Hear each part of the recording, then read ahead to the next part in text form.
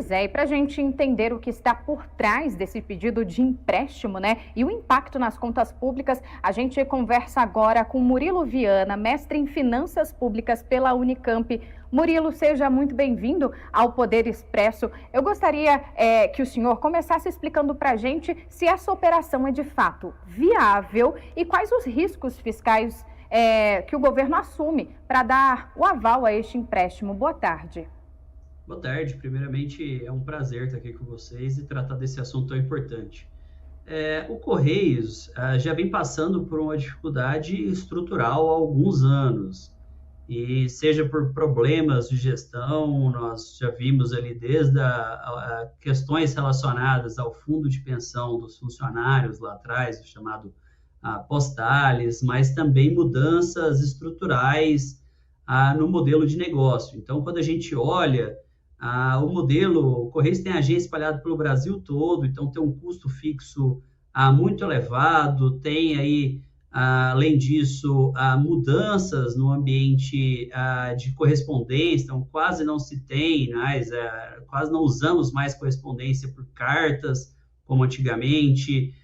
Também o Correios tem visto aí a expansão do setor privado na parte de entregas, então esse serviço chamado de última milha, que nós acabamos comprando na internet, chegando em casa no mesmo dia, pouco dele é feito pelo Correios, uma parcela grande já é feito pelo setor privado, que acabou crescendo nesse mercado. E mais recentemente também, quando houve ali o estabelecimento de uma elevação significativa da tributação para compras nos sites estrangeiros de entrega das chamadas blusinhas ou outros utensílios domésticos, entre outros itens, acabou que o Correio perdeu um vetor importante de receita, que era a parte de fazer o transporte dessas mercadorias quando entraram no Brasil. Fato é que hoje a situação financeira do Correios é bastante delicada, tem demonstrado que precisa passar por uma reestruturação profunda do seu funcionamento, e o empréstimo, apesar desse valor tão grande, um simples empréstimo não vai dar conta de resolver essa situação. Pode dar, digamos assim, algum alento do ponto de vista financeiro para poder cumprir suas obrigações de curto e médio prazo, mas a empresa precisa, sim, de uma reestruturação profunda da forma de funcionamento. E esses valores que vão ser aí captados no mercado com garantia do Tesouro Nacional passam também a representar um risco financeiro para o Tesouro Nacional. E a oposição, Murilo, fala sobre violação da lei de responsabilidade fiscal. Há um risco real de ilegalidade nessa operação?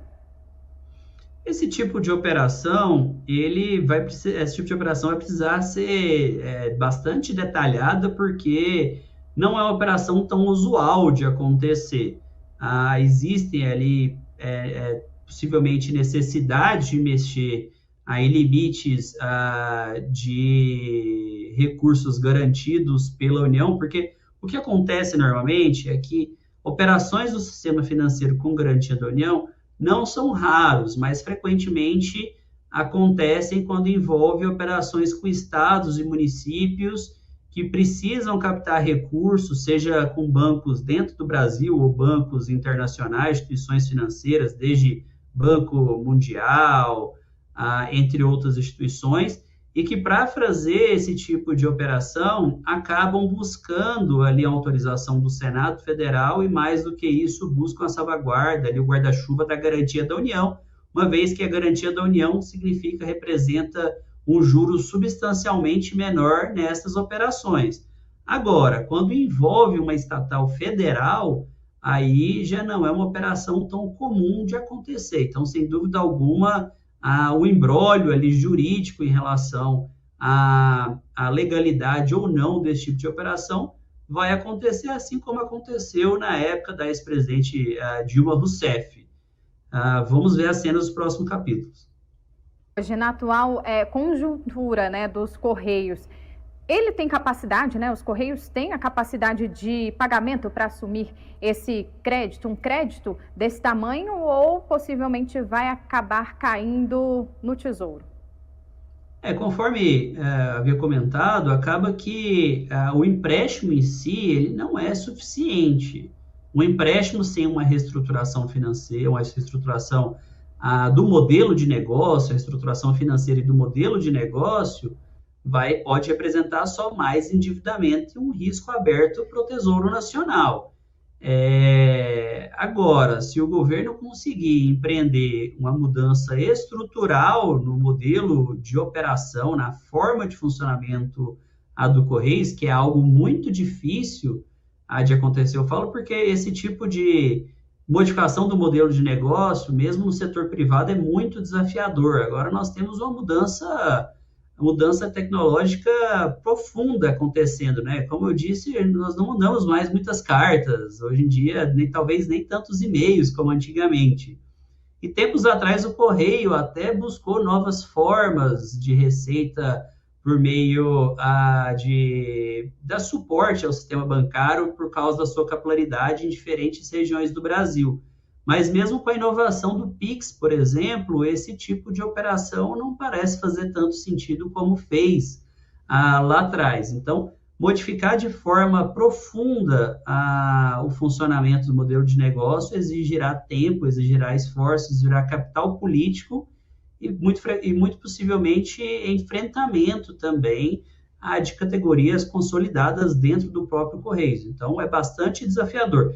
Algo importante de ser colocado é por que o Tesouro não fez um aporte de capital no Correios em vez de buscar um financiamento com garantia da União. Isso tem a ver com as regras fiscais. Então, se o Tesouro Nacional fizesse ali uma capitalização do Correios, acabaria que isso esbarraria no limite de despesa do novo arcabouço fiscal e o governo teria que fazer uma contenção de despesa em outras frentes de políticas públicas. Ou mesmo, se o Tesouro colocasse dinheiro diretamente dentro do Correios, pode ter o risco de haver uma interpretação de que o Correios não é mais uma empresa estatal considerada não dependente para fins da legislação fiscal. Isso significaria que o Correios teria que passar a ter todo o seu... Se o Tesouro colocasse dinheiro diretamente dentro do Correios, pode ter o risco de haver uma interpretação de que o Correios não é mais uma empresa estatal considerada não dependente para fins da legislação fiscal.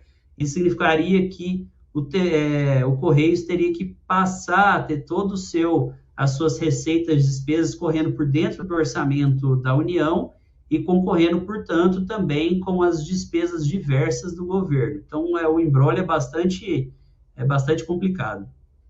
Haveria um outro caminho, né, para a estatal reequilibrar as contas sem precisar recorrer a um empréstimo bilionário?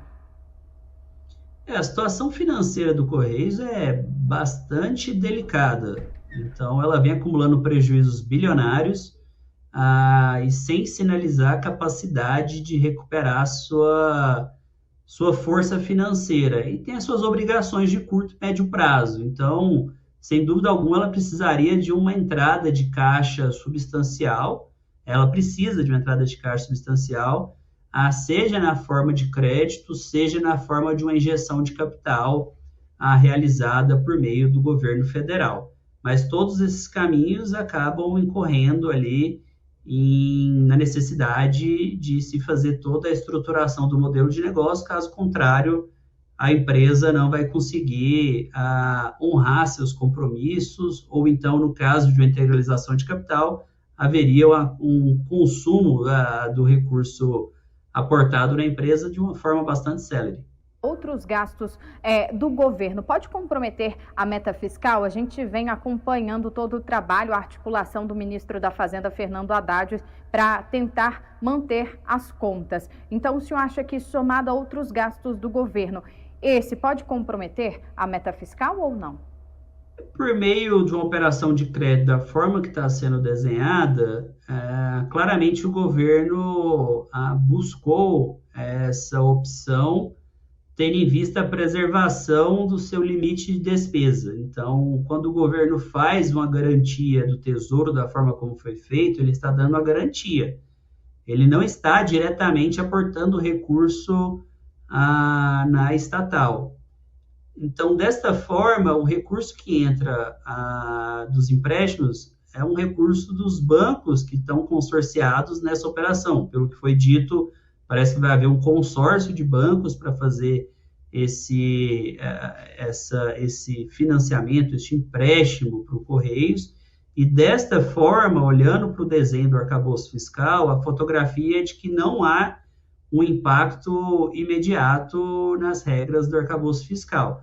Então, o governo provavelmente decidiu por essa opção justamente para que não houvesse ali um novo fator de contenção de despesas significativo. Quando a gente fala de contenção de despesa, a gente está falando já de um governo com a dificuldade política de chegar no ano eleitoral, em 2026, com um orçamento que já está extremamente apertado e ainda com a possibilidade do Tribunal de Contas da União obrigá-lo a cumprir o centro da meta em vez do piso da meta do arcabouço, como tem sido a prática do governo, e mirar no piso da meta ao longo do exercício, ao longo do ano, e, portanto, ter uma situação, o governo tende a ter uma situação fiscal muito mais desafiadora. Caso acontecesse essa operação do Correios dentro do orçamento federal, a situação se tornaria ainda mais dramática. Então, agora é mesmo esperar para saber se os Correios vão conseguir, né, cumprir esse pagamento, essa dívida que ainda está sendo negociada, mas caso consiga, de fato, esse crédito bilionário que consiga arcar com os compromissos, né?